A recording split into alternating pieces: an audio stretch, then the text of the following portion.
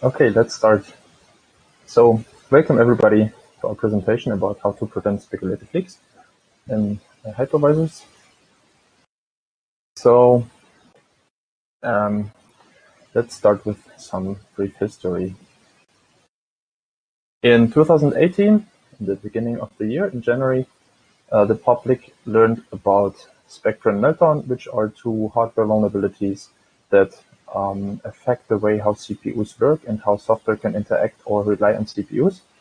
Later that same year, the L1TF problem was shared publicly, which is L1 terminal fault, or also called foreshadow. And by the end of that year, there have been 27 Spectre and Meltdown variants published and known. And there is continuous research. So that didn't stop at the end of 2018, but each year since then, there have been more issues revealed that are related to speculative execution and how to use that to leak data by using issues that the CPU has when it executes instructions speculatively. So why do we talk about this? So let's start with who are we actually. So my name is Norbert. I'm a senior security engineer in the kernel and operating security team in EC2 of AWS, and I've been working with this since the very beginning. Hello, I'm Michael. I work as a security engineer in the Chaos security team as well. I joined little less than a year ago, and before I was involved in side channel research.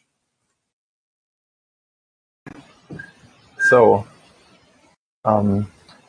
what will be touched now in the next minutes? Basically, we give a brief introduction on the issue and why it's relevant here. Then we will present what speculative execution is in a nutshell. And then we will present a few load gadgets of Axis 8289 and show how gadgets can be prevented with automation. And finally, we will conclude.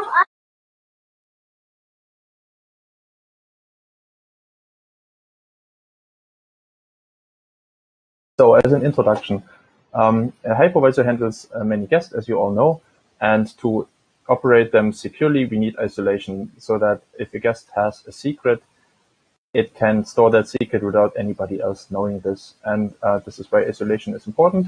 Now, there is speculative execution, and this affects state like caches, shared buffers, and has other side effects. And the problem is that this is all in hardware, and we as developers of hypervisors essentially only have control over software, so the actual hypervisor software. And that means that the hardening has to happen in software, and we somehow have to deal with the issues of the hardware in our software system. So the next few minutes we will spend on speculative execution. First, I will give you a very brief introduction, and then we will look into problems that come with it, namely side channels like Spectre. Speculative execution is an optimization technique, and actually there are many levels of speculative execution. Here I have a simplified example where the CPU executes function 1 or function 2 before the processor knows if the instruction should be executed to avoid any control-dependent stalls. In other words, before knowing which branch to take.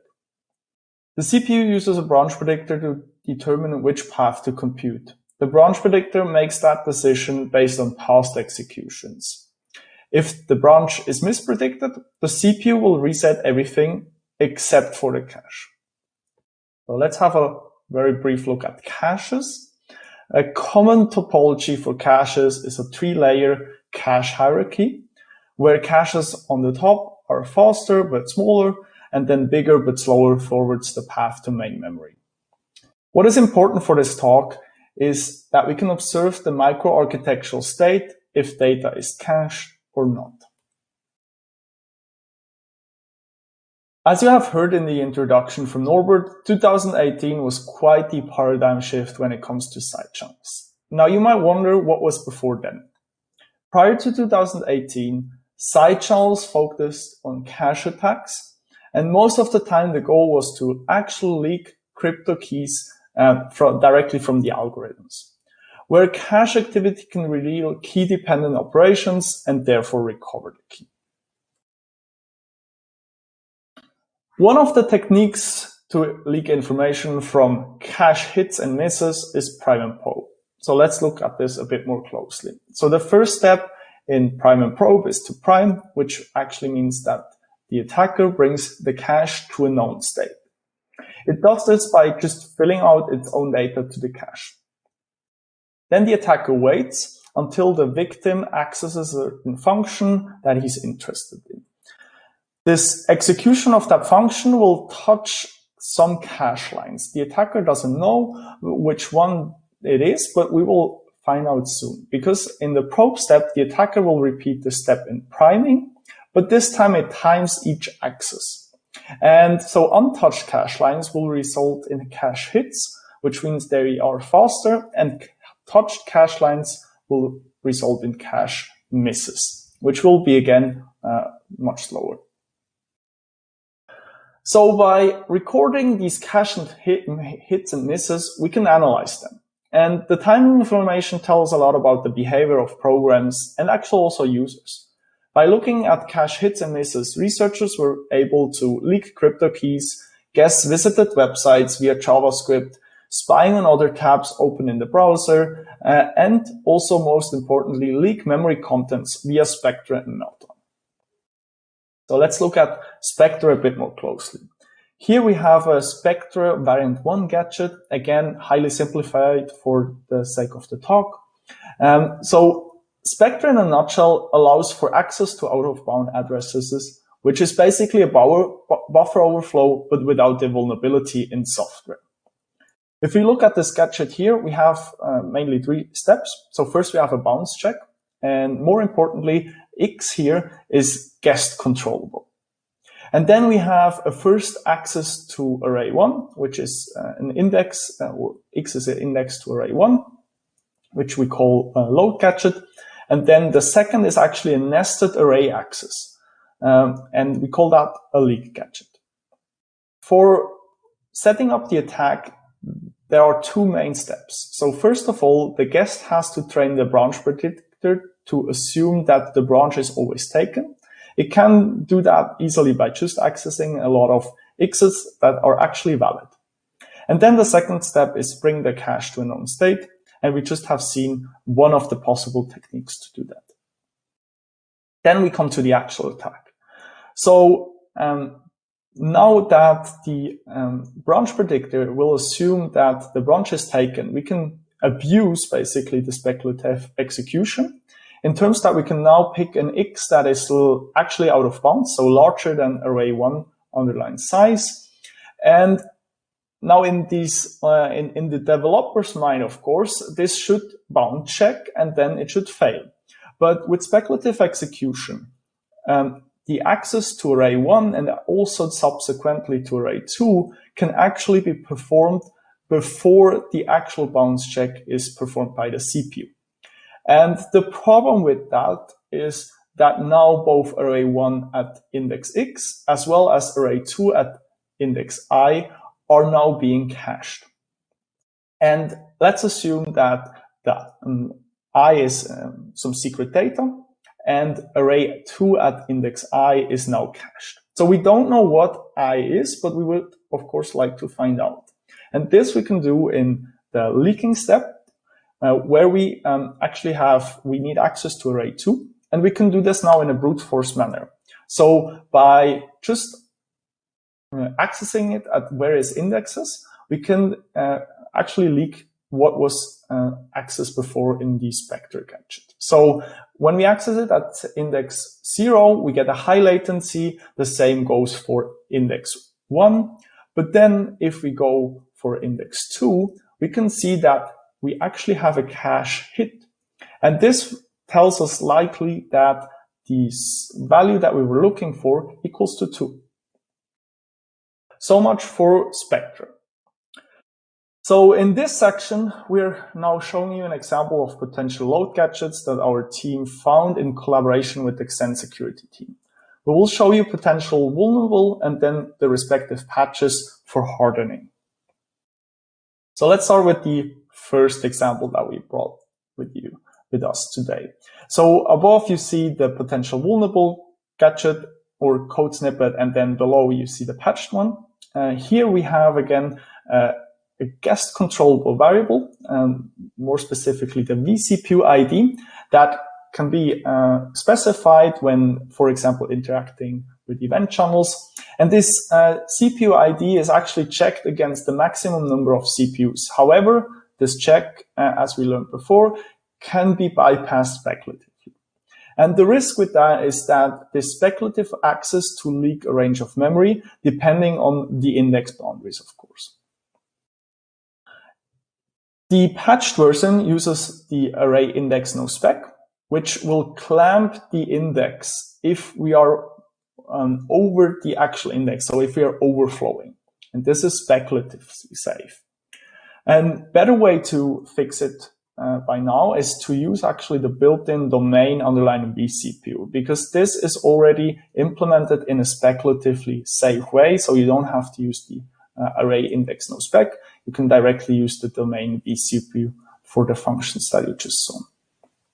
And now Norbert shows you some other types of load gadgets that our team found. So the gadget that Michael just presented basically matches very nicely the toy the Spectre V1 gadget that is from the textbook, so to speak. And there's other cases where you don't want the vCPU of a guest to access certain instructions that potentially have access to data that you don't want a guest to see. And one such case is a privileged domain. So when a domain enters the hypervisor, there's a check that checks whether this domain is privileged or not. And if it's not privileged, then certain accesses are simply not wanted. And there's a check for this, which is called isControlDomain or isHardwareDomain. And it basically checks whether a member of the domain struct is set or not. And that's shown in the first piece of code. And what happens, again, is if there's a check, then you can speculatively bypass that and then execute a few instructions that a privileged domain would actually execute. So to make sure that this doesn't happen, we introduced a bool elephants macro, which basically blocks this. So you can check for the member being set and then add some logic to it so that for the case where a positive check is done, you block it. Or if you check for not being a privileged domain, you also get an elephants placed, which basically is a memory barrier or a CPU barrier where you can block the CPU until the condition is actually evaluated. And this slide shows how this is actually implemented. So basically we return true. And before doing that, we place a barrier instruction, which the compiler is not allowed to move, so that after the evaluation, you make sure the CPU actually evaluates it before you continue. This gadget is still pretty obvious. The next one is even worse. So here you see that there is the machine frame number that is checked whether it's being valid or not. And the first line shows a bound check. So you check whether this is smaller than a maximum page. And then you check a few more properties that also have to hold so that it's a valid machine frame number. And here the test bit function actually turns this into an address access, which is bad because if you do it in an out-of-bound way, then this allows you to load data into your cache again, which shouldn't happen because it's out of bounds. And the way to prevent this is to make sure that the condition for the bound check is evaluated properly first. In case we are out of bounds, we return false, so we don't continue to execute. And only if that's actually not the case, so we're inbound, then we continue with the checks for the remaining properties. So if you have these load gadgets which potentially allow guests to leak data into shared data structures, then the next question is, what can we do about it? And there is two things from a global perspective. So you can either do something that touches the whole code base, or you can do something that is per gadget. So you would have to identify those and then mitigate each one of them. And for the global aspect, it's easier because you can basically roll out classes with single actions. So for example, jump tables are a way of load gadget where if the index is controlled by the guest, then you can again do the out of bound access with the jump table, which allows you to load data into caches that you don't want to load. And this is, for example, used in switch statements. And if you use a compiler flag that just doesn't allow the compiler to turn switch statements into jump tables, then you can prevent this class of problems entirely.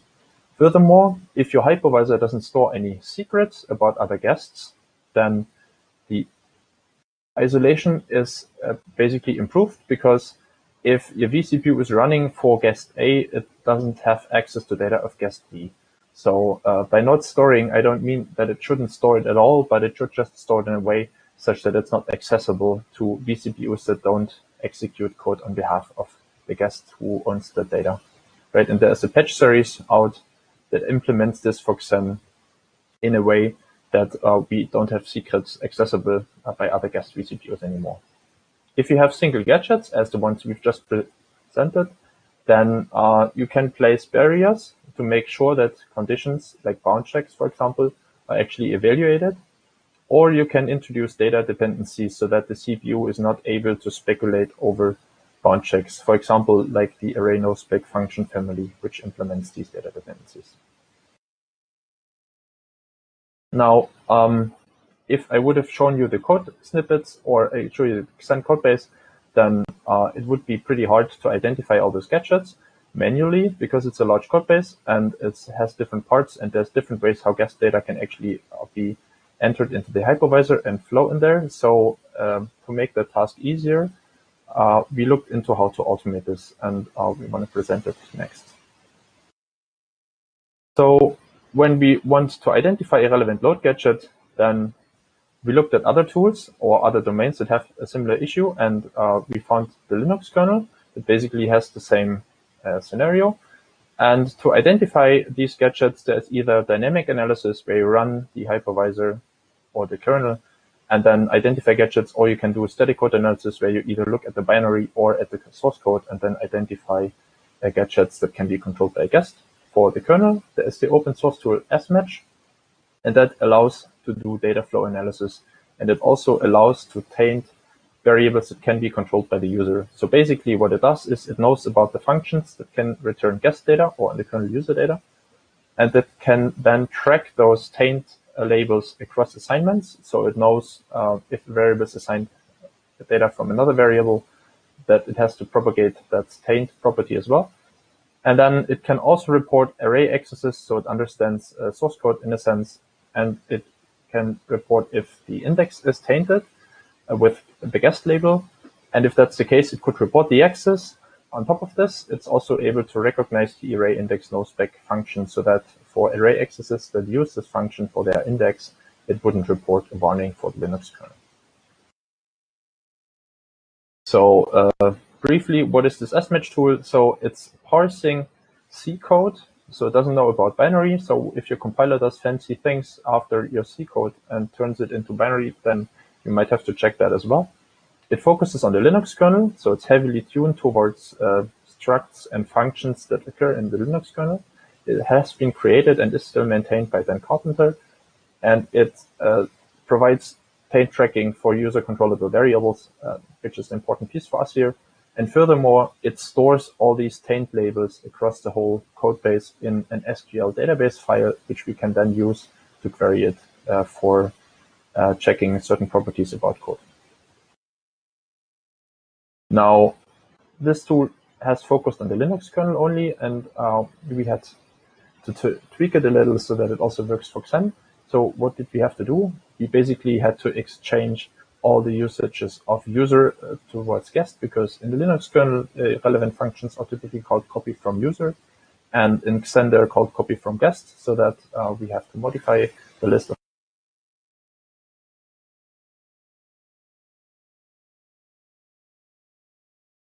or name them the syscalls in Linux. And next, instruction emulation uses certain instructions that are different than in the Linux kernel. So furthermore, the Linux kernel uses a build system where it basically calls the compiler from the base directory, and Xen enters subdirectories to compile. So we had to extend this, and all the changes have been made available to the Asmatch tool, and we're currently in the process of actually making them into the upstream tool, so that it's you don't have to use our fork anymore, but you can actually use the actual upstream tool. So how would you use this tool? Basically, there's a script that you can just run in your Xen root directory, which is called detect Xen Spectre candidates, which will compile Xen a few times using the Asmatch tool and then query the database for array accesses that actually use guest data. And it will just compile a list, and we will show an example in the next slide.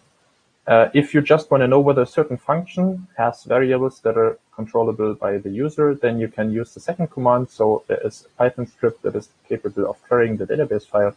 And then you can say, I want to know it for this function, and it would give all the variables. Or if you only want to see the ones that can be controlled by user, you can also cut for user.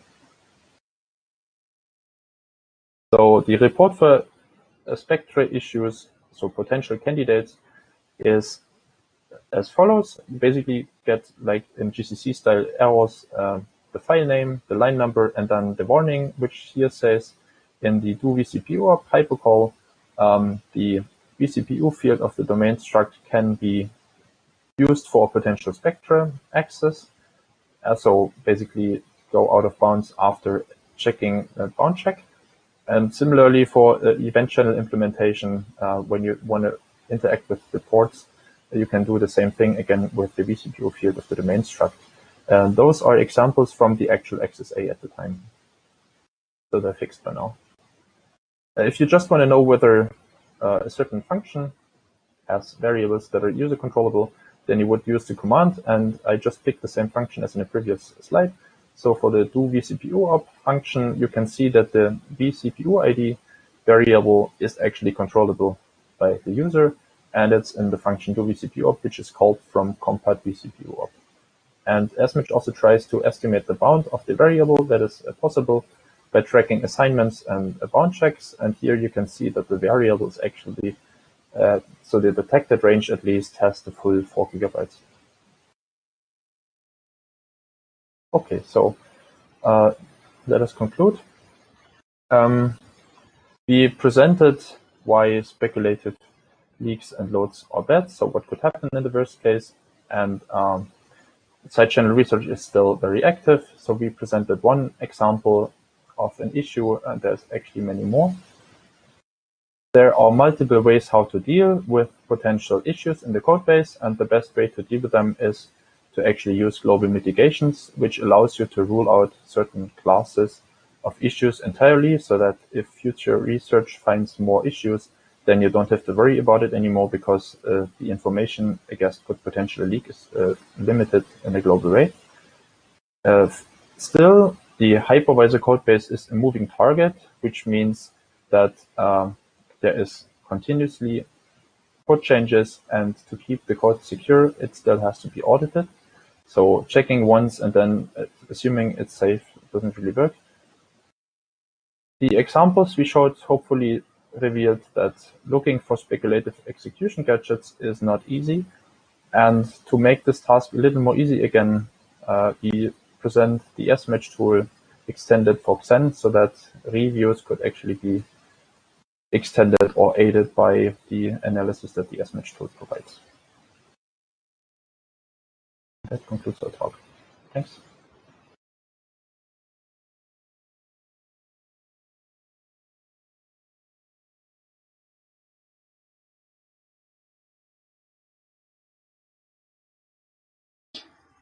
Well, thank you very much for that. That's very interesting, and certainly a good low-level introduction.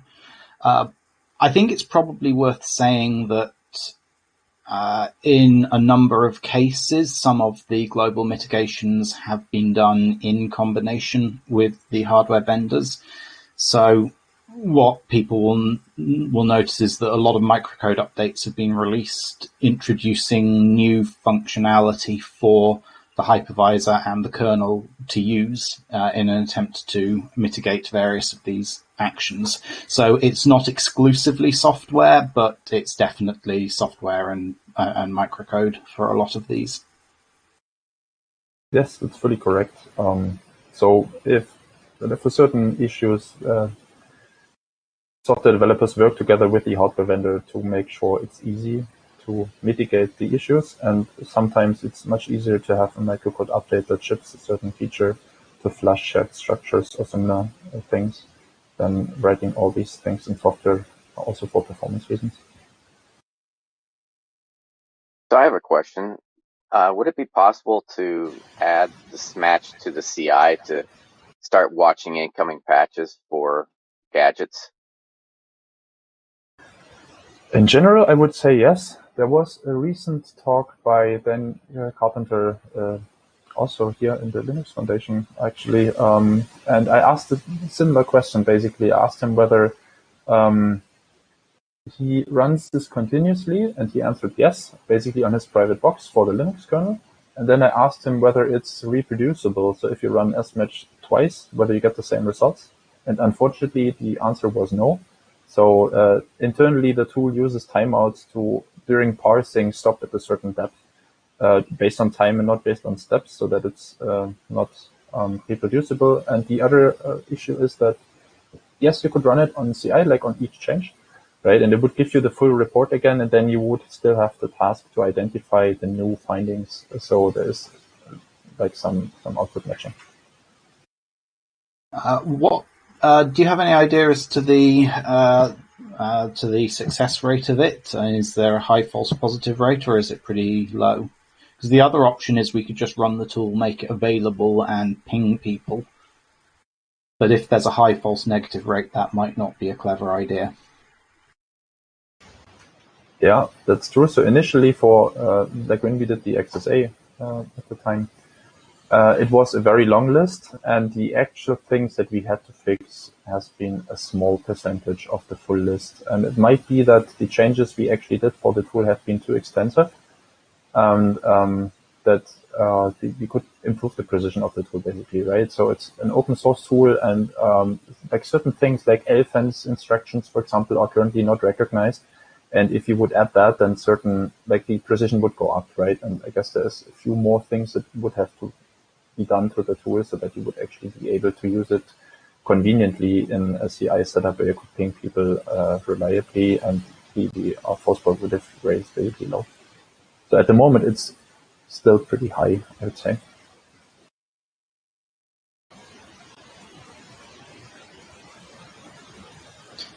There's a question from Igor in the chat asking whether we've found any exploitable gadgets in Zen. I think certainly from my side, I can confirm that we did quite a lot of work in and around the early Spectre time, trying to mitigate various issues in this area. And that's certainly not a guarantee that we got all of them, but there were some that were quite easy to abuse.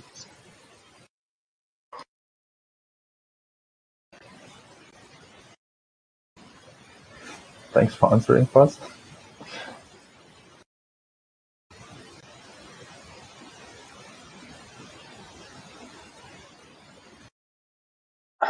So are you guys still actively scanning the Zen code base? And if so, what's the rate of finding new gadgets?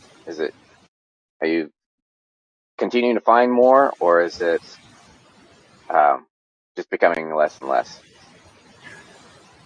We continuously scan, yes, the internal version that we have.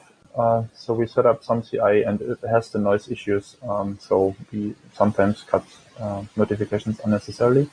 The amount of defects that we report basically is less compared to the first one, because we have this kind of string matching that tries to identify the warnings that are new and then only flags those. And then the new ones only occur if you touch code that actually does these, right? So if you modify tooling in the userland, or if you modify other parts that are not dealing with guest controllable data, then you don't get those issues. So it sounds like you think you've found most of the gadgets, and only code changes is introducing new ones. At least for the ones that you can find with the tool, yes. We're pretty confident. And then if you look at recent patches, some are just found by looking at the code really hard and trying to understand whether a certain issue is actually an issue or not. Hey guys, we're over time, so can I suggest we switch to the next speaker? Thank you very much.